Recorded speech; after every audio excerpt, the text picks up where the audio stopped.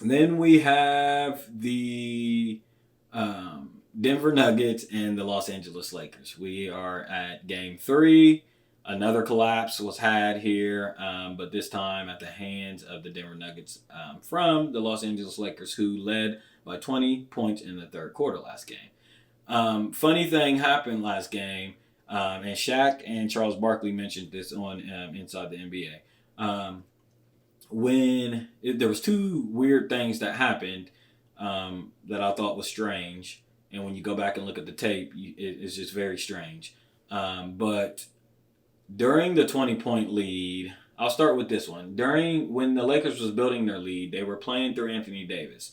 I think at one point he was 13 for 14 from the field. I mean, he just couldn't miss. And he was going at Jokic the whole first half. He was going at him. A lot of commentary was that he looked like the best player on the floor. I think Jokic, on the other hand, I think he had a double-double after the first quarter. He maybe had 10 points, 9 rebounds or something so like that. But at halftime, it was like Anthony Davis, 24 points, Jokic, 13 points and like maybe 10 rebounds or so with a couple of assists. Um, Anthony Davis finished just with like a little over 30 points, and Jokic finished with like 27 points. The Los Angeles Lakers, as they got their lead, decided to go away from Anthony Davis. They proceeded to go away from Anthony Davis. LeBron did get hot a little bit in the fourth quarter, but they weren't able to create shots in the third quarter, and they kept going away from Anthony Davis. And this is my beef with Anthony Davis. He made comments after the game, but you have to be able to rectify that during the game. There's no way that you're as great as you are, and Anthony Davis is great. He's just very inconsistent, and I think he lacks the mentality that you need in order to be next level great. A lot of people compare him to Tim Duncan and things of that nature. Tim Duncan operated in a different space. He really didn't need to say much, but he had really great coaching, really structured system, and he played out of that system. With Anthony Davis's case, there's no way that I go 13 for 14 and I am dominating the center on the other end and we create this lead. And then as the game continues to wind down and it gets closer and closer, they're still going away from you more and more and more and more and more. It doesn't make sense. We got this 20-point lead through playing through me. We needed to continue to play through me. Not to mention, like I said earlier with Joel Embiid, um, or I'm sorry, with Jonas Valanciunas in the Oklahoma City series, that it works in the opposite way. As well as if you're getting blown out, you necessarily can't go to your center as much, just like in football with a running back.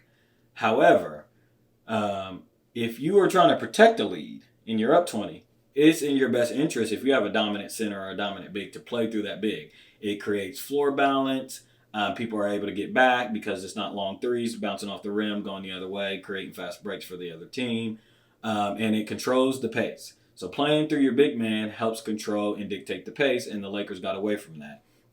Also, on the other end, they started to ride LeBron James during that second half, and I thought that was strange. But on the other end, they began to double team Jokic after in the first half, they were single coveraging him. The Lakers did a couple things. In the third quarter, they began double teaming Jokic with a 20-point lead, and it opened up the floor for some of the shooters for Jokic. And then in the fourth quarter, while the shooters got hot, Jamal Murray, for instance, started to warm up more in the second half, definitely in the fourth quarter because he was struggling through the first half. And Jamal Murray was struggling just through his indecisiveness. His shots were the same shots that he typically shoots. You would just always see him. He would shoot a floater, but it was like a hesitant. He was looking to pass really, and then last minute he shot a shot. I think he kind of kicked on a switch in the fourth quarter, and him and Jokic have been the best. And shout out to Mike Malone.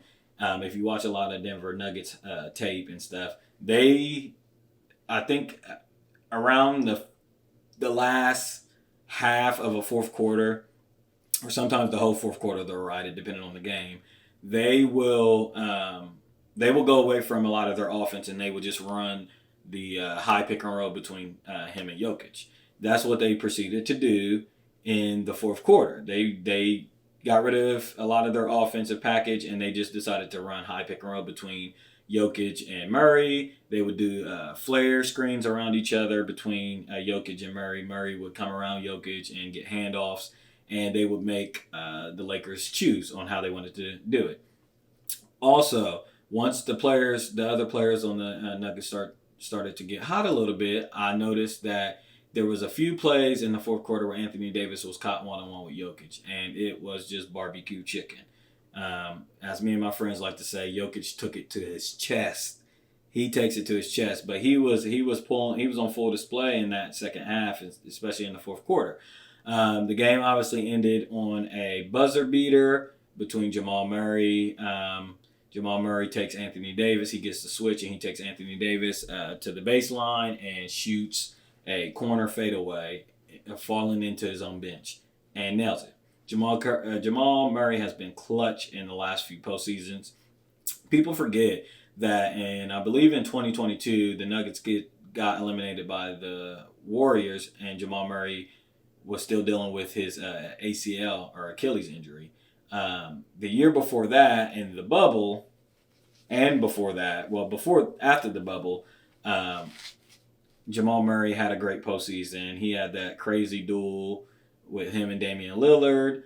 And then he had the crazy duel with him and Donovan Mitchell as well in the bubble.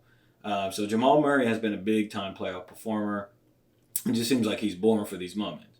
On the Lakers end of it, LeBron James gets an open shot with 11 seconds to go. A lot of people say there were 16 seconds, when he shot the shot. There was 11 seconds on the shot clock. A lot of people say it was a stupid shot because he gave Denver too much time. You cannot turn a shot down like that. And it's just really fickle because if LeBron James makes that shot, we're having a whole different conversation. He's the GOAT. He's the greatest player of all time. Shannon Sharp's coming on ESPN First Take with the GOAT head on. It's just a whole different conversation. So I didn't have a problem with the shot. We joke about it. LeBron missed another shot. I really didn't have a problem with the miss.